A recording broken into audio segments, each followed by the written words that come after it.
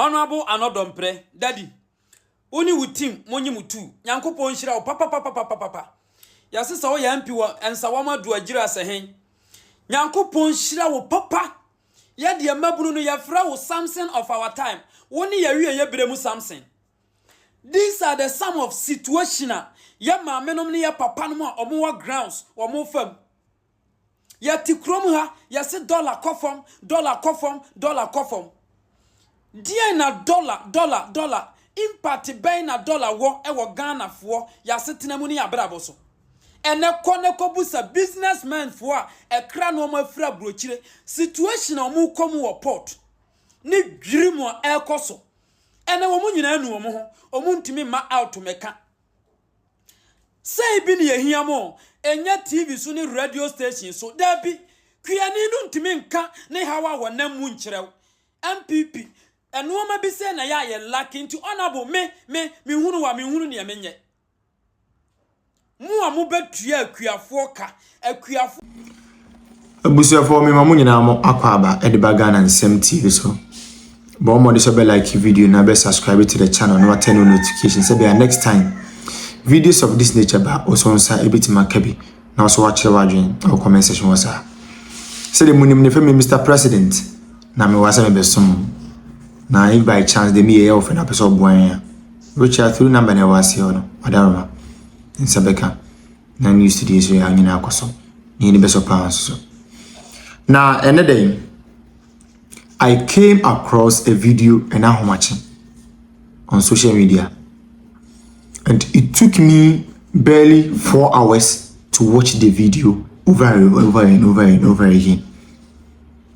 Now me share video no I decided me for free mun say politicians are disappointed Ghana mabunu. They be make say when you earn the goodwill of the people and you fail to acknowledge the fact that you've won the goodwill of the people, as a result of that, you have to be so much principled with it, they will rebel at the right time. In Kadian Bay, I will say, youth of it, like youth or mind bimu, Addo more rebellious politicians, now of a sudden, their wishes and their demands or the thing that they dream that they come to reality are only things of disasters.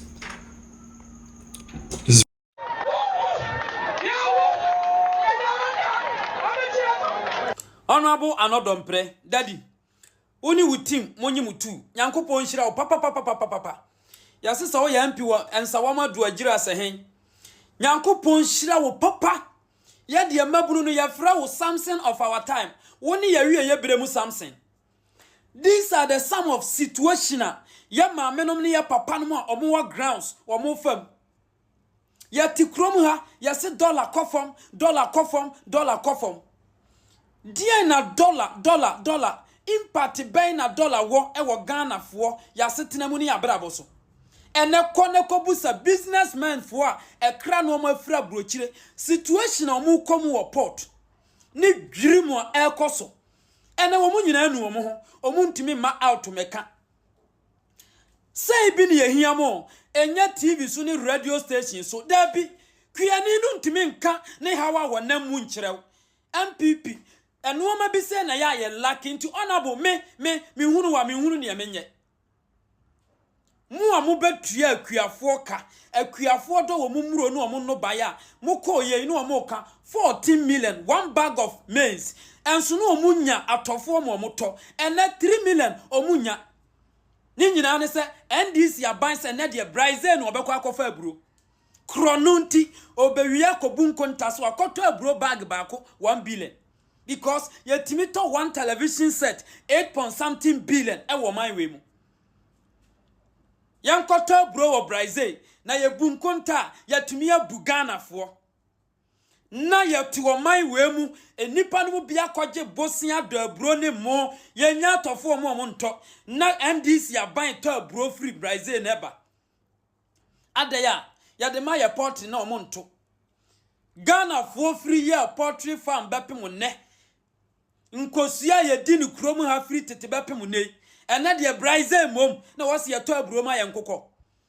Adwene krono adwene krono adwen yɛte oman we mu yankasa ya maamenom ne ya papa no ma do aburo enya atofo ɛte hɔ se yɛ kra aburo free Brazil enya politics ni yo eno ma bi wo ho a ekoso aban we ya bre so abufu etan a sabi nyansa bia ni ho a ewom ti krom ho kra bro free Brazil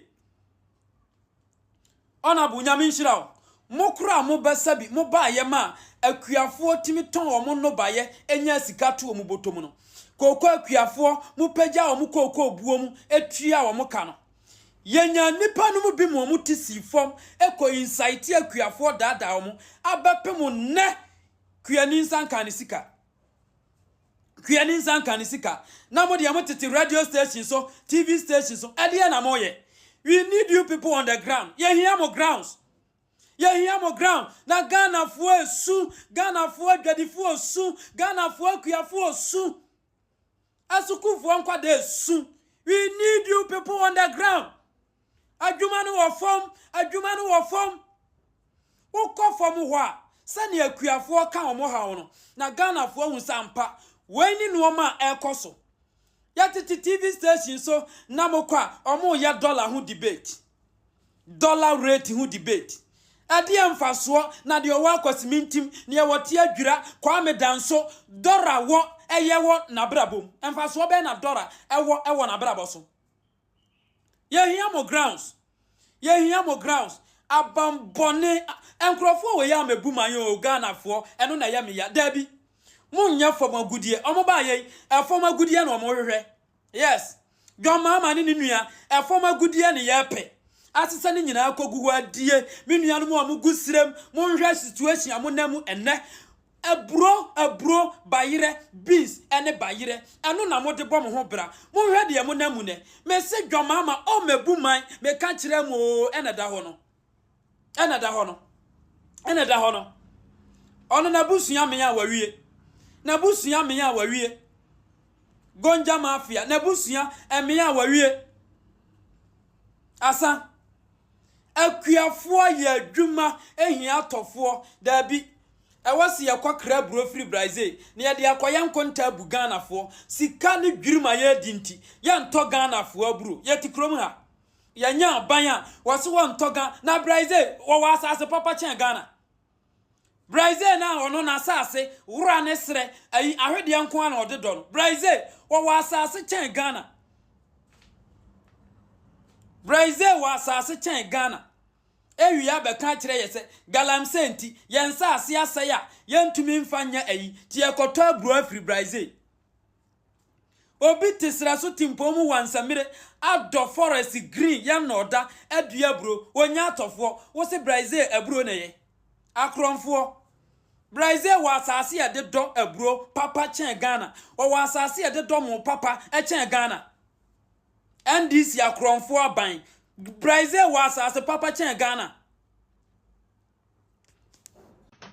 Civil society organizations say you muti as CSOs wama komampani na so ewo natena Jubilee House ene na kobon komo na ensoma wo mo bon komo no de buru akatia nwuhi ba kwa mampani kan ya eden komatwetwe aba eye LGBTQ+ ene de keke kan ho no na mampani kire mu se LGBTQ+ no ehia de ayasemi na so omanyi pa ni a ewose ya cyber ni adaje wo ho dwonwene ho pa na eboama Ghana tumpon no LGBTQ+ no enka hu bi enya de anabanye osisiwe yi aye na semihia saa na ne na wachire mu se ade no kwa wo mu wo mrase badwafie na akwakoto mrase badwafie no ehun nkomo bebre aba na wasrase enkomo na ya ye bowo LGBTQ+ no aya ye bo a yemfa wentu ye tirim se aya asem bia ase enkrofo ni die kire papa enya enkrofo ni nko an di asem na chi enkrofo akoma die kire ebi kura no yi wo makoma die kire to nchen a ebi nso so sabi wo musunsum no wo mukra ne wo mu ade nyina die kire enti se ye ka aya na ya hwa kan yi Dem no waka ma mani na so ate say. Ni ehia aban yi osiso yi pa say ya ka say de LGBTQ+ no. Enka hu bi enya aban ne dadwo no kra. Aban ne so hu da ye kra. Do de. Wasi ye mo se Ghana for bo say. Say na ban be si LGBTQ+ no. Mu gina ye bia no a. Enyina so a aban di be si gina ye ni. What did their constitution no eka afei nipa fa hudie ena bieu wo ya ho ye ntem asetena so aban ne behwe ena bieu so hwe a we na ye yanko de na so amanse ni die tire pa ne sasu ntina Lincoln University enu monyama mo ye se o bese no esan yanka LGBTQ+ wie yenti wo man fa ma no ECG for I know you're not and make say ECG issue no does not affect doom so omo kan ya no ne omo maintenance one enim data no ho no ma say ECG for cables no fa ye data from 1960s and at the time under President Kufuor and Professor Mills they tried to change some of the cables so they've changed to aban bia ba na ka why investment to change data no to change my transmission lines they a friend saying distribution lines you don't go and sack the boss. You don't go and sack the boss on no way. You change the lines now better, you know. You change the lines now better, you know. It is how can boost oil, yeah, fa. Yenti, because you na make us ye di da ho. Omo me yankola no mbe fa sem ye di ba kwasia. I don't blame her. I blame the NDC in kwasia for. NDC in penny for mo Jimmy. NDC in penny for muni munyansa. You are the ones I blame. Now NDC in tears yes amunya special. I'll be honest here. I mean, for me, one example. Say, penny for be. Me friend mu among fano. Me here with you. Anabisiu. Me niaba anabisiu. Me kase me niaba because me mame firstborn. Ewo 54 years. Ono ye pe. Inti wo ye me niaba penny. 2 years ago, na ye campaign, na me no kasa. Me twa interview how, mami. Me twa interview. Me no na me ne won tam ye fine. Me ba Ghana na ye shia kama me ni nkoto be shia kama ye shia wo ye bisa osika ye bisa aka pre. Ma this ready a me de to wanim na ye ba ko pe. Ene say enye me last born. Ye last born. Minu ya ba ketua odi machi oko private nursing owie school na adwuma ba ye problem enti se mubetimi aboa no na in case e bia mo fa nurses na se mubetimi di ni din ahim amamia eno pene ma de sre dia me de to wanim manka se me hia post to be manka se me pe abochire bi akọ eno pe ene ma de sre die me de to ma me wanim. If you ho me free Ghana eba ha me free wo a wo fa bi me send no message you don't even read me nim se me free wo asem bi o wadwen ye o se me be sre me wan so me sre skada me NDC ni bi e di ko amatwefo na afre no ebisa ne sikada nobody me can come out and say chairman free me na o se ohia boa ohia ska nobody not even my senior Kevin Taylor. I'm saying it again. Me see nobody, not even my senior Kevin Taylor. So Kevin Taylor achema dieda, which of course achema dieda. Eye onua kasama kumemu. Ena odi chair me man sreno. Me nya sesrefo. Enti ye fremu na se mo mfa. E mama dwen nya mo say ye fremu say ye hia bibi o. Fefe na efe. Se me no ntembe kama. Fefe na efe say na ye adwumaden. Enya ye nko social media for mainstream media for Ghana for the youth devoted themselves and their time. Eye adwumade boa NDC and esa youth no e dia ade na omonsa aka. What have they gotten? Nothing.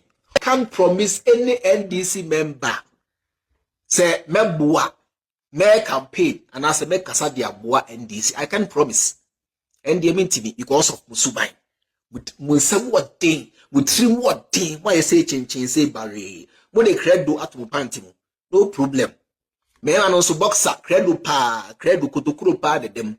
When the mountains na with trim munya ding. na mo no matamfo na omo a edo NDC mo nto ye ntwene ohene baba mo ba ni na anu ya ba ye video ka se ye frem okura mo mfa biem Nurudi na bas mo nyina na ye ne mo a na ekọ na eba o ene adwini future obetimi ko gina adokro ne nkyinam so to waba ade ba se o nyame kwan na ode ato ho no se wo so ye sofo na wo beka no kura kire Ghana fo na nyame kwan todo no eda ho asofo esese muhu no kura wei na mo kan na wo de ba be ye wo de be wada because wa ka se president ma ye wadamfo wo ye obi a wo ne no country musam ni